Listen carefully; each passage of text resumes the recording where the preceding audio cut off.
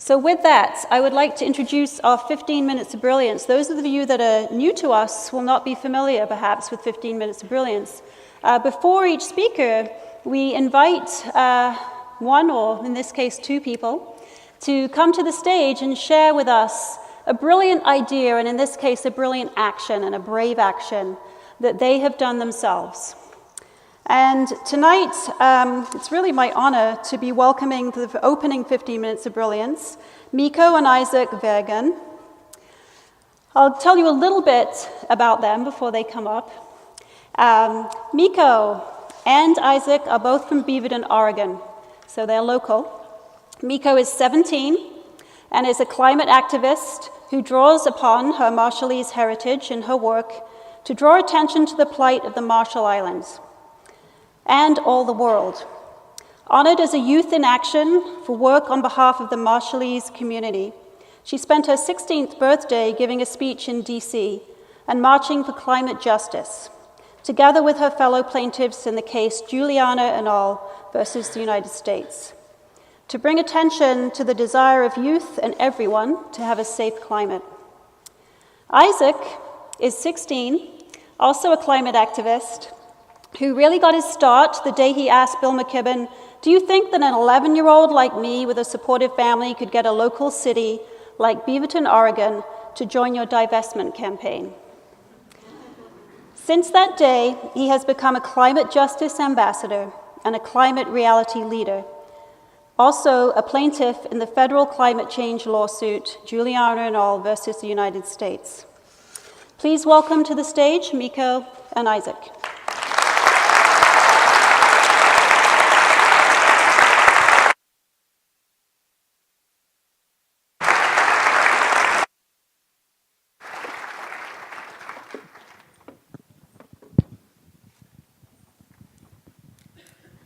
Hi, I'm Miko Vergun, and I'm 17 years old. I'm Isaac, and I'm 16.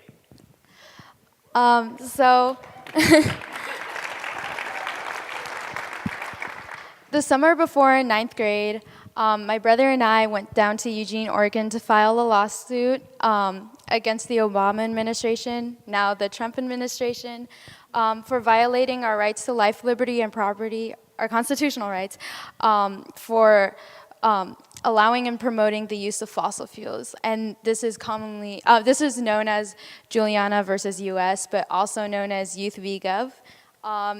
Just a show of hands, who has heard of this case before? Good. For those who don't know, basically I'll be getting more into that and how I got involved in climate activism. So I got involved in because mostly I'm Marshallese, and I'm from the Marshall Islands. I'm adopted from the Marshall Islands, and it is one of the most impacted places by climate change due to dangerous typhoons and coastal erosion and ocean acidification, which is caused by climate change and rising sea levels. If you don't know where the Marshall Islands is, if you draw a diagonal line from eastern Australia to Hawaii, it should be in the middle. Basically, a lot of people ask me, how did you get involved in climate change? I'm 17 now, and basically, I've been involved in the climate change movement since I was 12 years old.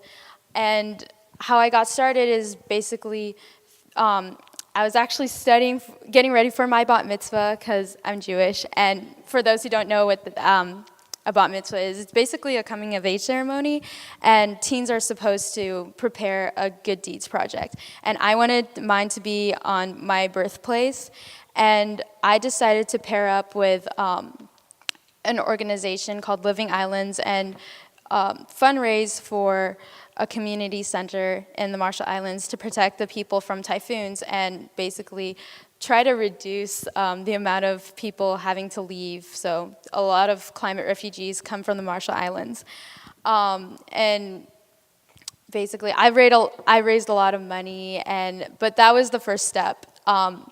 It wasn't until 7th grade when I realized the horrific reality of climate change, and that was when I got involved with Plant for the Planet, which is a nonprofit organization. My brother will be talking more about that.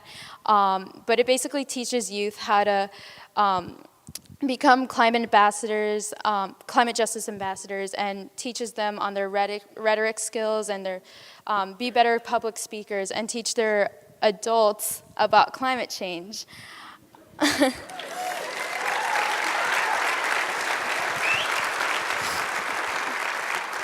So after that, I began getting really more confident in my public speaking skills. And because of Plant for the Planet, I became a plaintiff in this amazing lawsuit that's going to make history. And we're going to trial on October 29th, so save the date. I wanted to talk more about my Marshallese identity, though, and because that is what really motivates me to be a part of the climate movement. So after, I think it was the summer before I started freshman year, it was like May before I started freshman year, so 8th grade. May is a really important month to Marshallese because that's when we gained independence from the U.S.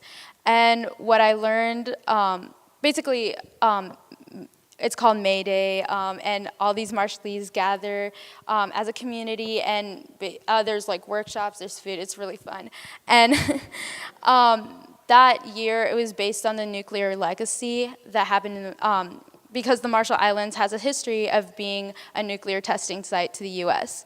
So basically, the U.S. wanted, during the Cold War, the U.S. tested 67 tests, nuclear tests in the Marshall Islands, one of them being the hydrogen bomb, which was the first hydrogen bomb. And for those who don't know, that's 1,000 times more powerful than the Hiroshima and Nagasaki bombs. And these tests completely vaporized some of the islands right off the map.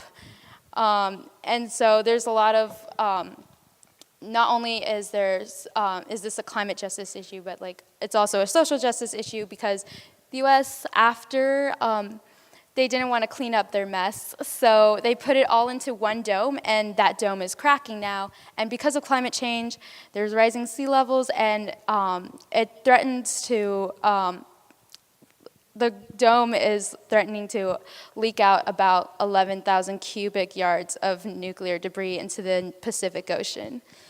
And I wanted to bring awareness about people, like, that climate change is also a social justice issue. It's like, climate change is pretty racist.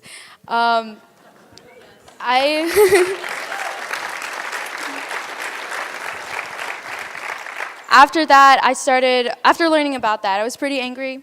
And I started researching more about myself and about how climate change is racist, because I knew it was, but I didn't know how. And I guess the best example to explain it is, the LNG pipeline. That went through 404 bodies of water, but also it started in a low-income Latinx community and goes through multiple indigenous communities, which is why it's such a big problem. And oil companies don't want to put it in the cities where there's a disproportionate amount of white people. And basically, I researched more of that, and I wanted to bring awareness that we need to recognize that the people of color and indigenous people and low-income communities are more at risk, and we should recognize that this is a fight that we've been fighting for a long time, and we should join their fight, and you should join our fight and take part of this.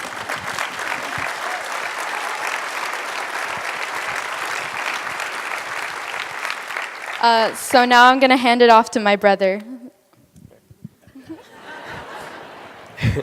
Hi, I'm here to talk a little bit about Plant for the Planet. So Plant for the Planet is a United Nations organization that the whole point of it is to give youth the tools that they need to talk with their public officials and people who have influence to come up with climate solutions. And one of the biggest projects that Plant for the Planet just kicked off was the Trillion Tree campaign. And so the goal of the Trillion Tree campaign is to plant 1 trillion trees by 2020 globally. It seems like a pretty big hurdle to leap over and very big goal, ambitious goal. But we're moving towards that at a very, very fast rate. Plan for the Planet has already planted, I think it was like 15 billion trees already.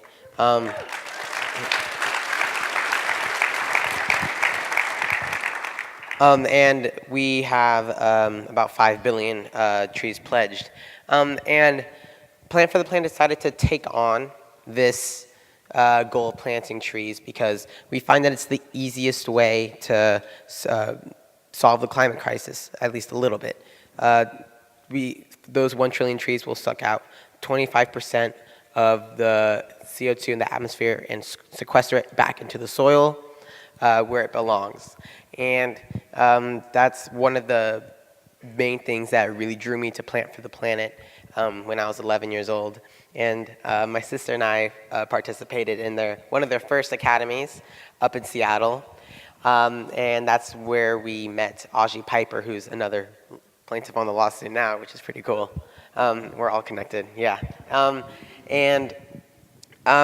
Just recently, I got back with my mom from Monaco, and that's where Plant for the Planet wanted to kick off their project for the 1 billion or the 1 trillion tree campaign. It's a very, very big organization. We're in 100 countries with academies in 100 countries and planting trees in 193 countries. And it was started in 2008 by Felix Finkbeiner as his 4th grade project with his school. And he wanted to save the polar bears when he was in 4th grade, because who doesn't want to save the polar bears? And and his teacher gave him more resources to find out about climate change. And then he decided to, hey, trees absorb CO2. Why don't we just plant those? And so he got him and his classmates to plant the first Plant for the Planet tree in his school in Starnberg. And it grew into a big organization. And right now we have just over 63,000 youth ambassadors from around the world. Yeah.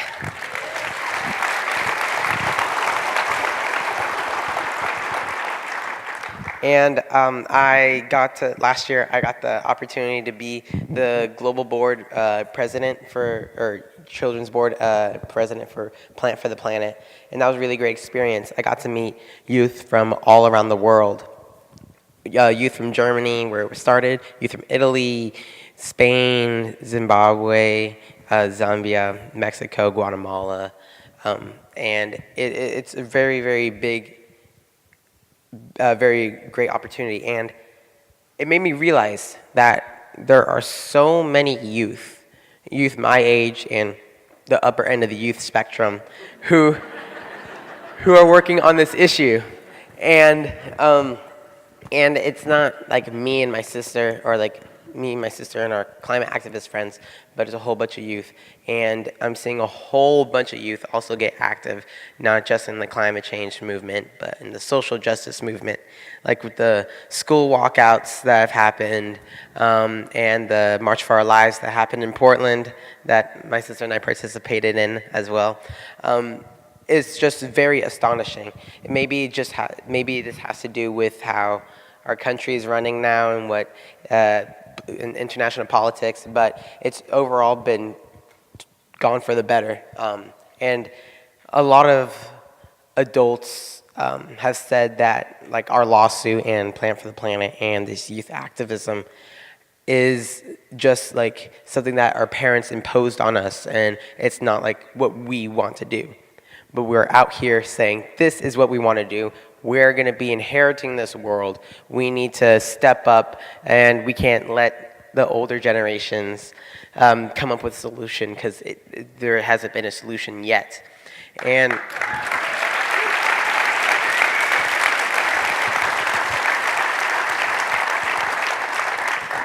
so that's like what I've been working on with my sister, and yeah, and the lawsuit is a really big step towards it also. It's a very, very diverse amount of youth. We've got plaintiffs from Washington, Alaska, Hawaii, Florida, and New York, and everything in between. And we're all come from different backgrounds. We all come from different life experiences. But we all understand that right now it is up to the United States, who is responsible for just over 33% of global CO2 emissions, to come up with a solution to climate change. Because once we come up with a solution, it tends to be other countries following suit. And even though we pulled out of the, or Trump pulled out of the climate accords, it still doesn't mean that we can't do anything. If anything, it means that we have to do more now than when we did before.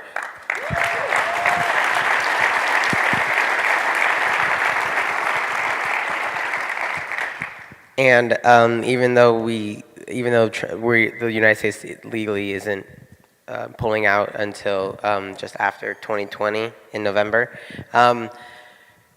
like cities across the country, and I think this mayor coalition and like Beaverton has signed on to keep cities to the goals that were set at the Paris Climate Accords.